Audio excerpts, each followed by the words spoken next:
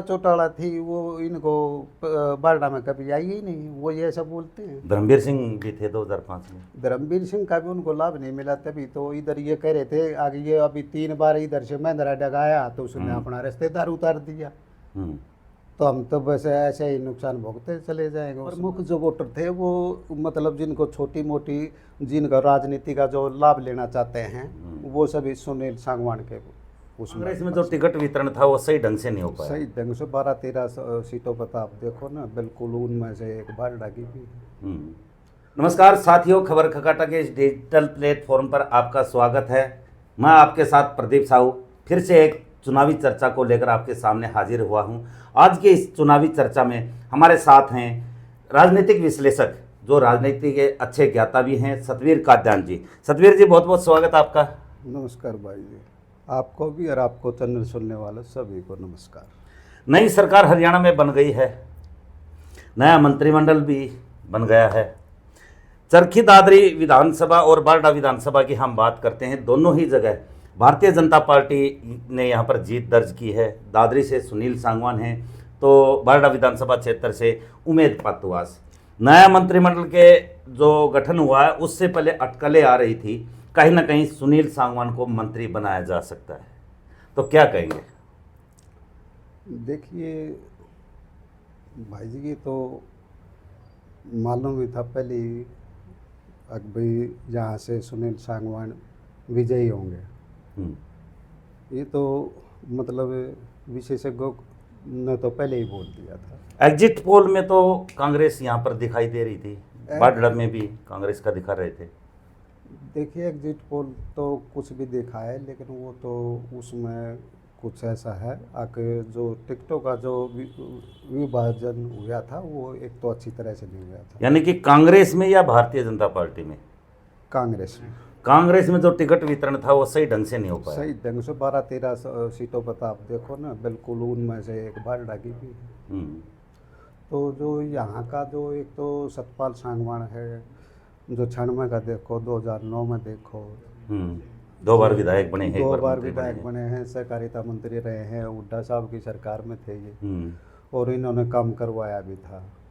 उसके बाद में ऐसा मैंने तो दिखाई नहीं दिया कि इसके सिवाय इधर कुछ करवाया हो, जो एक ईंट भी लगी हो तो उसके बाद में। तो सतपाल सांगवान के जो वर्कर थे, मतलब वो इस मामले में बिल्कुल सतपाल सांगवान उनको मनाने में एक तो सफल रहे, जो जितने भी वर्कर थे। एक जो है ना सुनील सांगवान को देखा जाए तो इनका जो है ना जो 22 साल का प्रशासनिक अनुभव था, तो उसको कहीं ना कहीं चुनाव में लाभ तो हुआ ही है। फिर इसका जो मनीषा सांगवान को इतना मैनेजमेंट इतना कमज़ोर था, इनको चुनाव लड़ने का अनुभव नहीं था, पहली बार चुनाव लड़ने। अच्छा, मतलब मिसमैनेजमेंट हुई, तो उसमें ये पहले ही दिखाई दे रहा था इसको। जनता इसके बारे में पूरा मतलब इस के बारे में पूरा ज्ञान था जनता को। यानी कि दोनों ही नए कैंडिडेट भारतीय जनता पार्टी के दादरी से सुनील सांगवान और कांग्रेस से मनीषा सांगवान, दोनों ही कैंडिडेट नए थे। लेकिन हार जीत का जो अंतर है अंडर 2000 में होना, तो कहीं ना कहीं ये तो है कि सरकार की एंटी इनकम्बेंसी होगी, या फिर सुनील सांगवान वहाँ तक पहुँच गए जहाँ तक पहुँचना चाहिए था, कार्यकर्ताओं तक पहुँचना चाहिए था।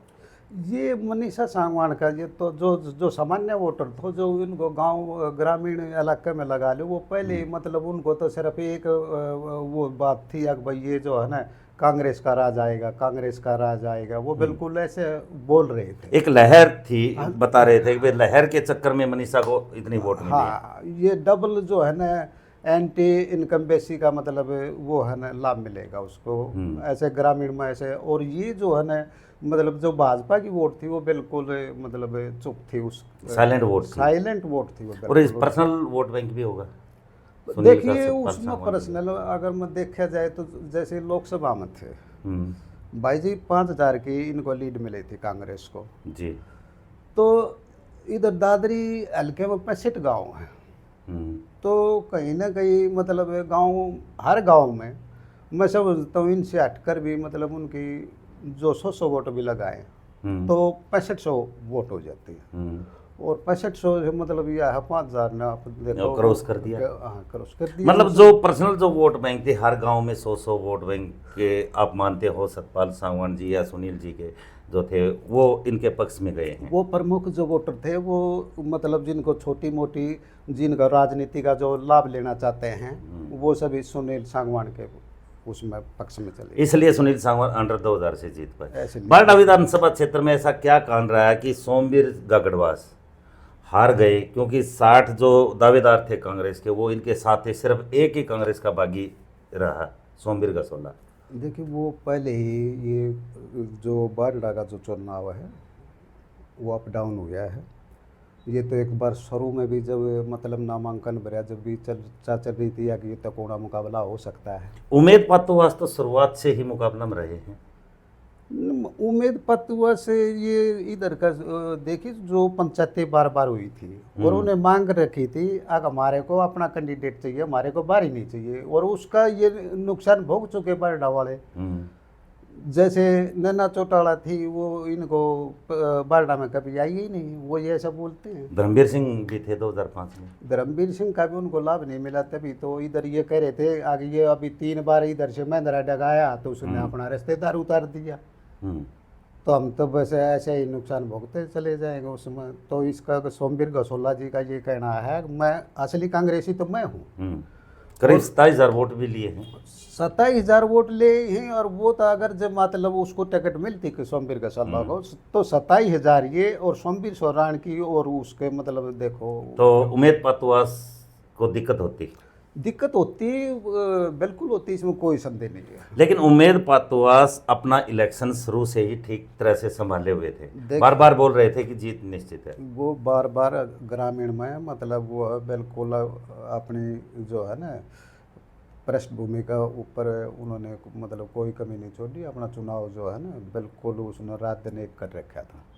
और वर्क उसका कांग्रेस के जो 60 दावेदार थे कहीं ना कहीं उनमें से भीतरीघात भी हुआ होगा, उस चीज़ का फायदा मिला होगा उम्मीद। हाँ बिल्कुल हुआ, इसमें जो 59 आदमी थे वो मतलब सोमवीर सोराण के उसमें पक्ष में थे और सोमवीर गसोला इंडिपेंडेंट चुनाव लड़ रहे थे। हाँ सोमवीर गसोला, लेकिन वो पक्ष में थे तो भीतरीघात कैसे हुआ? भीतरी घात तो उन्होंने मतलब हुआ ही है जब 59 आदमी एक साइड ने है और वो सोमवीर गसोला एक साइड ने है, तो 59 आदमी भीतरी घात नहीं होता तो वो जीत ना जाता।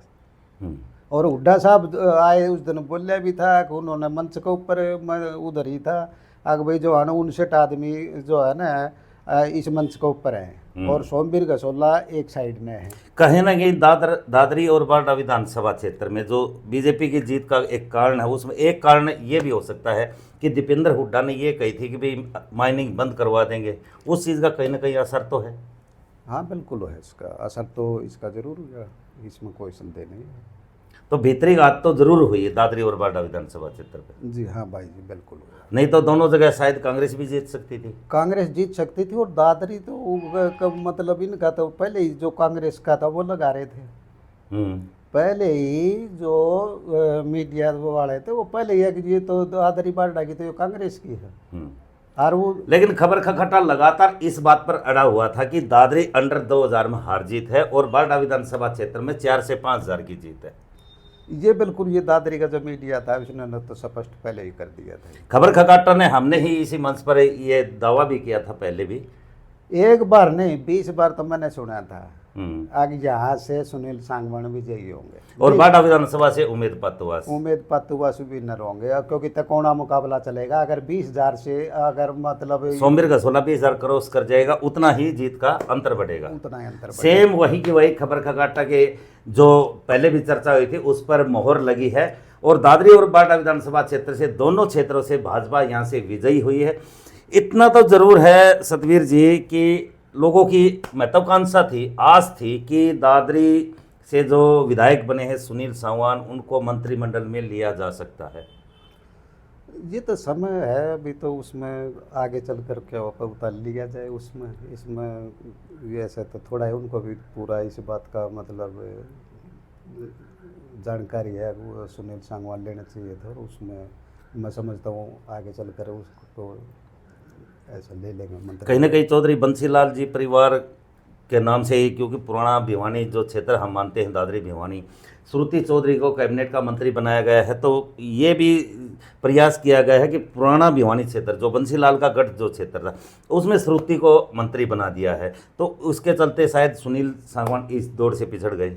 देखिए उसमें मतलब इसमें जाट्टा का तो 2 ही लेने थे, एक तो महिपाल ढांडा जी, वो कन्फर्म थे महिपाल ढांडा, 3 भी हो सकते थे, हो सकता है 3 को तो उसमें 2 ही लेने थे उनको, उसमें मतलब ये एक श्रुति चौधरी थे, उसका भी जो है न कहीं उस तो शाम का भी। देखो बंसीलाल परिवार से आते हैं श्रुति चौधरी, बंसीलाल परिवार के बंसीलाल राजनीतिक गुरु रहे हैं चौधरी सतपाल सांगवान के, उनके बेटे सुनील सांगवान एमएलए बने हैं, एमएलए बनने के बाद श्रुति को मंत्री बनाया जाता है। तो सुनील सांगवान का एक बयान आया था कि हमारे राजनीतिक गुरु, हमारे परिवार के राजनीतिक गुरु चौधरी बंसीलाल परिवार की सपोत्री श्रुति को कैबिनेट का मंत्री बनाया गया है, तो उनके लिए बड़े गर्व की बात है। बड़े गर्व की बात है, उनको इस चीज़ का पश्चाताप नहीं है सुनील सांगवान को, आकर उसमें इनको बना दिया, मेरे को नहीं बना। तो आगे कहीं ना कहीं लगता है फिर कि भी सुनील सांगवान या उमेद पातवास अपने दादरी जिले में, क्योंकि मंत्री नहीं बनाए गए, कोई चेयरमैन भी बन सकते हैं। बिल्कुल बन सकते हैं और बनेंगे, पूरी उम्मीद है। चलो बहुत बहुत धन्यवाद आपका। अभी सतवीर कादयान जी के साथ चर्चा हो रही थी, उनका ये कहना था कि श्रुति को यहाँ से जो मंत्री बनाया गया है, दादरी और बारडा विधानसभा क्षेत्र से जो भाजपा की जो जीत थी उसको लेकर पहले ही खबर कखट्टा द्वारा मोहर लगा दी गई थी, और ये बता भी दिया गया था कि करीब इतने वोटों के अंतर से जो राजनीति धरातल पर जो सर्वे सामने आया था, हमने अपने लेवल पर जो सर्वे किया था उसमें स्पष्ट ये दिखाई भी दे रहा था कि अंडर 2000 में दादरी विधानसभा और 5-5,500 के बीच में बारडा विधानसभा से बीजेपी यहाँ से जीत हो सकती है। कहीं ना कहीं भीतरी घात का भी नुकसान हुआ है कांग्रेस को, यही कारण है कि कांग्रेस दोनों सीट यहाँ से लेने में सफल नहीं रही। बीजेपी ने पहली बार दादरी विधानसभा क्षेत्र के दोनों विधानसभा सीट से यहाँ पर जीत दर्ज की। हालांकि लोगों की कुछ महत्वाकांक्षा भी ये रही है कि कहीं ना कहीं शायद सुनील सांगवान को मंत्रिमंडल में शामिल किया जाए, लेकिन वो शामिल नहीं हो पाए। फिलहाल ये लगता है कि हो सकता है सरकार कहीं चेयरमैन भी बना सकती है, उमेद पातवास को भी बना सकती है या सुनील सांगवान को भी बना सकती है। ये चलो अब सरकार पर निर्भर होगा। तब तक आप हमारे साथ जुड़े रहें। कोई भी अपनी बात है कमेंट में इस सेक्शन में ज़रूर अपना कमेंट करें। तो जी सतवीर जी बहुत बहुत धन्यवाद आपका। बहुत बहुत शुक्रिया भाई जी।